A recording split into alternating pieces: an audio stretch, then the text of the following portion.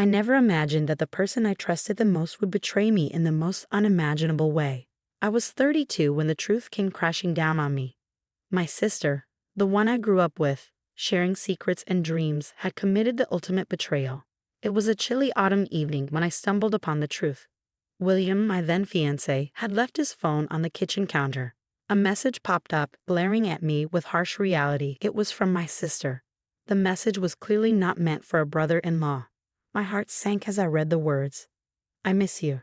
I can't wait for our little family to be complete. Confronting William was a blur of tears and disbelief. Why her? Why my sister? I remember asking, my voice trembling. William couldn't meet my highs. It just happened. I'm sorry. I never meant to hurt you, he muttered. His apology sounded hollow, a feeble attempt to mend a wound too deep. The pain was unbearable, but what came next was even worse. It was a confrontation I had dreaded but couldn't avoid. I went to my sister's house, my mind swirling with anger and hurt. The door opened, and there she stood, her eyes betraying a flicker of guilt.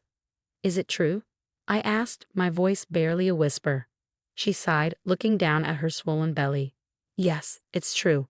I'm so sorry, she said, her voice laced with remorse that did little to soothe my pain. Sorry? You destroy my life, and all you can say is sorry. I couldn't contain the bitterness in my voice. She reached out, but I recoiled. Please understand, it wasn't planned. I never meant to fall for William, she pleaded. But you did, and now you're carrying his child. Another one, I said, the reality sinking in.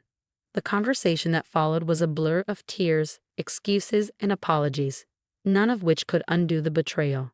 I left her house with a heavy heart, knowing that our relationship could never be the same again. I had lost not just my fiancé, but my sister too. In that moment, I made a decision. I would cut her out of my life completely. The weeks following the revelation were the hardest of my life. The betrayal left a gaping hole in my heart, one that seemed impossible to heal. I was engulfed by a mixture of anger, sadness, and an overwhelming sense of loss. It wasn't just about losing William, it was the profound betrayal by my sister that cut the deepest. I remember the day I decided to cut ties. It was a decision that felt both heartbreaking and necessary. My family had gathered at our parents' house, a place that once felt like a sanctuary of warmth and love, now tainted by the betrayal. My mother approached me cautiously, her eyes filled with worry. Honey, I know you're hurt, but she's still your sister. Maybe with time. I cut her off, the bitterness evident in my voice. No, Mom, there's no maybe here. She's not my sister anymore, not after what she's done. My father, usually a man of few words, placed a comforting hand on my shoulder. We understand your pain, but she's family. Family sticks together, he said softly. I shook my head, tears brimming in my eyes. Family doesn't do what she did. She made her choice, and now I'm making mine. I can't. I won't have her in my life anymore, I stated firmly. My parents exchanged a sorrowful glance, the weight of my words hanging heavily in the air. I stood up, feeling the need to assert my decision further. I expect everyone to respect my choice. I don't want to hear about her. I don't want to see her, and I certainly don't want her to be a part of my life in any way. My mother reached out, her voice trembling. But she's your sister, she interjected. I interrupted, a firm resolve in my tone. She was my sister. She's nothing to me now. The room fell silent, the finality of my words settling like dust. I walked out of that room knowing I had closed a significant chapter of my life. It was more painful for my family to witness this rift, but for me, it was a necessary step to move forward. As I drove away from the house that day, I felt a strange mix of relief and sorrow. I was leaving behind a part of my life, a part of who I was, but I knew deep down it was the only way to heal, to rebuild myself from the ashes of betrayal. 2 years had passed since the day I decided to sever ties with my sister. Life, as it tends to, moved on in its unpredictable rhythm, leading me to paths I never imagined I would tread. Among these was meeting James, the man who would eventually become my husband. James and I met at a mutual friend's party. I wasn't keen on attending, still nursing the wounds of my past, but something about that evening felt different. It was there, amidst laughter and casual chatter, that I saw James for the first time. He had a kind smile and eyes that seemed to understand the world in a way few did. We hit it off instantly, talking for hours. It was during one of our deep conversations that I decided to open up about my past. I had a pretty rough breakup, I started hesitantly. My ex-fiancé and my sister, they betrayed me in the worst way possible. James listened intently, his expression one of understanding rather than pity. I know something about betrayal myself, he shared. My brother, believe it or not, had a habit of getting involved with my exes. I guess some siblings just don't understand boundaries. There was comfort in finding someone who understood the pain and complexity of such betrayals. Our shared experiences drew us closer, and before we knew it, we were inseparable. Our relationship blossomed into something beautiful and solid. When James proposed, it was under a sky full of stars, at the very spot where we had met. "You've brought light into my life in ways you can't imagine," he said, his voice filled with emotion. "Will you marry me?" Tears of joy rolled down my cheeks as I nodded, whispering, "Yes, yes, 1,000 times yes." Our wedding was a small, intimate affair, surrounded by those who truly mattered. As I walked down the aisle, my heart felt lighter than it had in years. The pain of the past was still there, but it was overshadowed by the hope of a new beginning. James and I soon started a family, welcoming 3 beautiful children into our lives. They were a constant source of joy and laughter, filling our home with love and warmth. In those moments, holding my children or looking into James's loving eyes, I realized how far I had come. The betrayal that had once seemed like the end of my world was now just a distant memory. It had led me to this new life, a life filled with love, trust, and happiness. I once thought I had lost everything forever. Life with James and our children was blissful, a stark contrast to the turmoil of my past. However, the world outside our little haven continued to spin, and with it came news of my sister and William that I couldn't avoid. One evening, as James and I were putting the kids to bed, he mentioned, "I heard something about William today. He had an accident at work. Quite serious, I believe." I paused, a complex mix of emotions bubbling inside me. "Oh, and how did you hear about this?" I asked, trying to sound casual. "Mike from the office. You remember him, right? He's William's colleague," James explained. "And my sister?" The words left my lips before I could stop them.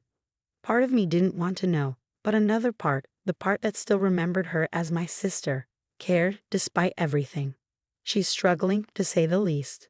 With William's disability and her own health issues, things aren't looking great for them," James said gently, understanding the weight of his words. I sighed deeply, feeling conflicted. "Thank you for telling me, James." The news of their hardship stirred something in me. Despite the pain and betrayal, I couldn't completely erase the fact that she was once my sister, someone I loved and cared for. But the wound was still there, a reminder of the line she'd crossed. A few days later, my mother called. I could sense the hesitance in her voice. "Dear, I know you don't want to hear about her, but your sister is in a bad place right now. With William's condition, they're struggling to even feed the girls," Mom said softly. I felt a tug at my heart, thinking of the innocent children caught in the middle of this mess. "I need to think about this, Mom. I can't promise anything," I replied. After the call, I sat down with James, pouring out my conflicted thoughts. "They're innocent in all this, James, the kids, but helping them means opening a door I've closed a long time ago." James took my hand, offering a comforting squeeze. "Whatever you decide, I'm with you. But remember, you don't owe them anything. Your first responsibility is to yourself and to our family." His words were a balm, a reminder of the new life I had built, a life far removed from the shadows of my past. I lay awake that night, pondering over a decision that felt impossible to make. My heart ached for the children, but was it enough to risk the peace I had fought so hard to find? The dilemma of whether to help my sister and her family weighed heavily on me. James noticed my unrest and often asked if I was all right, but I found it hard to articulate the storm brewing within. One evening, as we sat down for dinner, the phone rang. It was my father this time, his voice weary, a tone I wasn't accustomed to hearing from him. "Your sister and William are in a tight spot. They asked if we could take in the girls for a while," he said. I felt a knot form in my stomach. "And what did you say?" I asked, trying to keep my voice steady. "We're considering it, but they also asked if you and James might help," he replied. I was silent for a moment, digesting his words. "Dad, I don't think I can do that," I finally said. There was a pause on the other end. "I understand, but they are just kids. They shouldn't suffer for their parents' mistakes," he said gently. I know, Dad. I know, but it's not just about the kids. It's everything she did. Everything she took from me, I replied, my voice strained with emotion. We just thought, maybe for the sake of family, he began. Dad, some wounds are too deep. I'm sorry. I can't, I said, hanging up the phone, feeling a mix of frustration and guilt. James reached across the table, covering my hand with his. It's okay to say no. You've been through a lot, he said softly. I nodded, grateful for his support, but still tormented by the decision. A few days later, my sister reached out directly, a message appearing on my social media. Her words were desperate.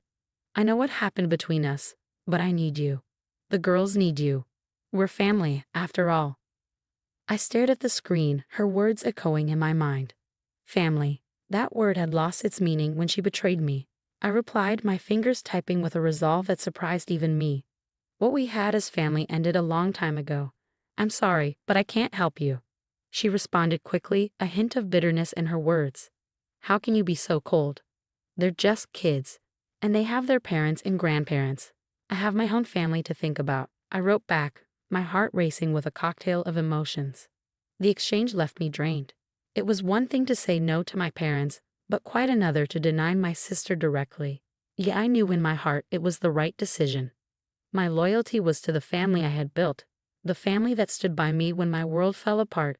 That night, as I tucked my children into bed, their innocent faces a stark contrast to the complexity of the adult world, I knew I had made the right choice. My duty was to protect them, to ensure their world remained unscathed by the shadows of my past. Despite my clear message on social media, my sister refused to take no for an answer. A few days later, she tried to contact me again, this time through a more direct approach. I was in the kitchen preparing dinner when I heard the familiar tone of an incoming video call. Hesitantly, I accepted the call, and there she was, my sister, her face worn with stress and worry. Please, I'm begging you. We're at our wits' end here. William can barely move, and I'm struggling to keep up with everything, she pleaded, her voice cracking with desperation. I took a deep breath, trying to steady my racing heart. I told you already, I can't help you. I'm sorry. But we're sisters, she insisted, tears welling up in her eyes. Remember how we used to dream of our future together? How we promised to always be there for each other? That was a long time ago, before you made your choice, I said, my voice steady despite the turmoil inside me. She was silent for a moment, then said, It's not just about us anymore. It's about the girls. Don't they deserve a chance? I felt a pang of sympathy, but it was quickly overshadowed by the memories of betrayal. They do deserve a chance, but not at the cost of my family's peace. You have other people who can help. She sobbed openly now, her face a portrait of anguish. I never meant to hurt you like this. I was just lost. We all make choices, and we have to live with the consequences, I replied, my voice firmer than I felt. The call ended with her in tears and me in a state of emotional exhaustion. I turned off my phone, not wanting any more intrusions into the life I had painstakingly rebuilt. James found me sitting at the kitchen table, my head in my hands. Are you okay? He asked, concern etched on his face. I looked up at him, grateful for his presence. It was my sister. She's trying to guilt me into helping them. He sat down beside me, taking my hands in his. You don't owe her anything. You've suffered enough because of her actions. It's okay to think of yourself. I nodded, drawing strength from his words. That night, as I lay in bed, I realized that my sister's pleas had only strengthened my resolve. I had moved on, and I couldn't let the ghosts of my past disrupt the life I had so carefully built. The decision to stay away from her was not just a choice, but a necessity for my own well-being and for the sake of my family. My decision not to help my sister and her family was met with mixed reactions from my relatives. Some understood my stance, but others, particularly my extended family, viewed it as heartless. The subject came up during a family gathering at my parents' house, a setting that once felt like a refuge, but now seemed more like a battleground. As we sat around the dinner table, my aunt, always one to speak her mind, broached the topic. I can't believe you're turning your back on your own niece and nephew. They're just children, she said. I felt all eyes on me, the weight of their judgment heavy in the air. It's not a decision I made lightly, I started, trying to keep my voice calm. But there's a lot of history there that can't be ignored. But they are innocent in all of this, my uncle chimed in. Shouldn't they be spared from the sins of their parents? I understand that, and I sympathize with them. But being involved with my sister again, even indirectly, is something I can't handle. It's a boundary I've set for my own well-being, I explained. My mother, always the peacemaker, tried to soften the atmosphere. Let's not forget what she went through. This isn't an easy situation for anyone. The conversation shifted, but the tension lingered. Later, in the kitchen, my cousin approached me. I get that you're hurt, but don't you think this grudge has gone on long enough? She's family, after all. I leaned against the counter, feeling a familiar frustration rise within me. It's not just a grudge. What she did changed everything. I've moved on, and I can't go back to that dark place again. My cousin shrugged, a clear sign of disagreement, and walked away. As James and I drove home that night, the silence in the car was a stark contrast to the cacophony of the family dinner. He finally broke the silence. Your family means well, but they don't fully understand what you went through, and that's okay. You don't have to justify your feelings to anyone. His words were a balm, soothing the sting of the evening's events. I realized then that family isn't just about blood relations, it's about who stands by you, understands your pain, and respects your decisions. James was my family, and with him, I had found a haven of understanding and acceptance. The backlash from my relatives was just noise compared to the symphony of support I had in him. The aftermath of the family gathering left me in a contemplative mood. I found solace in the nursery, watching my children sleep peacefully, unaware of the complexities of adult relationships. James joined me, wrapping his arm around my shoulder. "You've been quiet since we got back," he observed softly. I sighed, leaning into his embrace. "It's just, everyone thinks I'm being unreasonable, but they don't understand how deep the hurt goes. They might never fully understand, and that's okay. You have every right to protect yourself and our family," he reassured me. His words reminded me of the safe haven we had built together, yet the family's words echoed in my mind, stirring a whirlpool of doubt and guilt. A few days later, I found myself at my parents' house, helping my mom with some chores. She seized a quiet moment to speak her mind. "You know, your sister called me crying the other day," she said, her voice tinged with concern. I paused, the dishcloth in my hand momentarily still. "Mama, she's really struggling, and those kids." My mom's voice trailed off, laden with unspoken pleas. I took a deep breath, steeling myself. "I know it's hard, Mom, but I have to think about my mental health too. Being around her, even indirectly, would bring back a lot of pain." My mom reached out, touching my hand gently. "I understand, dear. I just wish things were different." "So do I, Mom. So do I," I whispered, feeling a familiar ache in my heart. That conversation with my mom stayed with me for days. It wasn't just about making a choice, it was about standing by it, even when it was questioned by those closest to me. One evening, while putting the kids to bed, my eldest asked, "Mommy, why don't we ever see Auntie?" Her question caught me off guard. "Well, honey, sometimes people have disagreements, and it's better for them to stay apart." "Like when I don't want to play with Tommy because he took my toy?" she asked. "Something like that," I replied, packing her in. Lying in bed later that night, I thought about my daughter's innocent question. My decision not only affected me, but also shaped the perception of my children. It was a sobering thought, but I knew I had to stand my ground for the sake of my own well-being and for the healthy environment I wanted for my children. They deserved a mother who was whole, not fragmented by the ghosts of her past. As days turned into weeks, the initial storm of family opinions gradually settled into a quiet but persistent hum in the background of our lives. Despite the support from James and the joy our children brought, there were moments when doubt crept in, whispering what-ifs and could-have-beens. One such evening, while the kids were at a sleepover and James and I were enjoying a quiet dinner, he broached the subject that had been lingering in the air. "You've been distant lately. Is it about your sister again?" he asked, his eyes reflecting a mix of concern and understanding. I put down my fork, the truth spilling out. Part of me wonders if I'm being too harsh. But then I remember the pain, the betrayal, and I just can't bring myself to face her, not even for the sake of her kids. James reached across the table, taking my hand. "It's okay to have these feelings. You're human. But don't forget, you made this decision for valid reasons. Your peace of mind is important too." I nodded, grateful for his unwavering support. "I know, It's just hard when your own family questions your choices. We can't control what others think or feel, but we can control how we react and how we let it affect us and our family," he said gently. His words were a reminder of the strength I had found in myself and in our life together. The path I had chosen was not an easy one, but it prioritized my healing and the well-being of the family James and I had built. A few days later, during a phone call with my dad, he hesitantly mentioned my sister again. "I just thought you should know. Your sister's been asking about you. She's worried, despite everything," he said softly. I felt a twinge in my heart, but my resolve remained strong. "Tell her I'm fine, Dad, but that's all. Please, I don't want any more messages or updates." After hanging up the phone, I realized that while the past would always be a part of me, it did not define me. My choices, difficult as they were, had led me to a place of growth and newfound strength.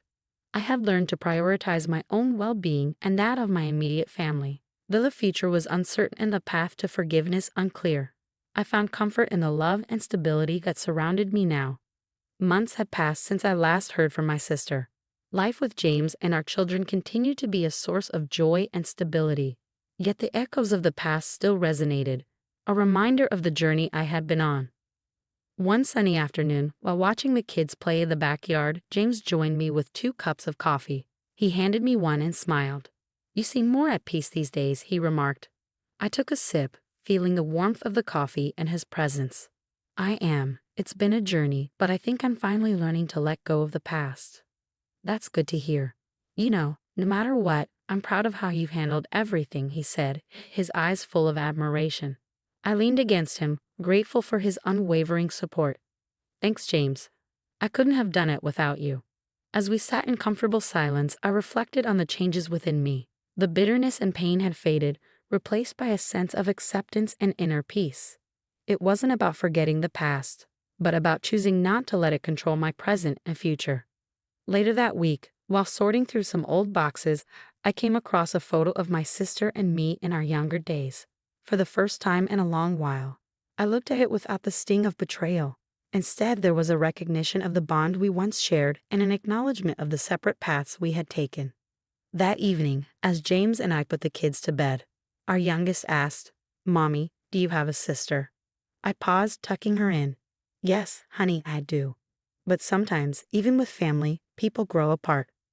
"Will you ever see her again?" she asked, her eyes wide with curiosity. I kissed her forehead, a bittersweet smile on my lips. "Maybe one day, sweetie. But for now, we have our own happy little family, and that's what matters." As I turned off the lights, I realized how far I had come. The journey through pain and betrayal had led me to a place of strength and resilience. My family, James, and our children were my anchor, my source of unconditional love and support. Lying in bed that night, I felt a sense of closure. The chapter of my life involving my sister would always be a part of my story, but it no longer defined me. I had moved forward, not just moved on, and in doing so, I had found a deeper understanding of myself and what truly mattered in life. My heart was at peace, knowing that the future held promise and hope, and I was ready to embrace whatever came next with my loving family by my side.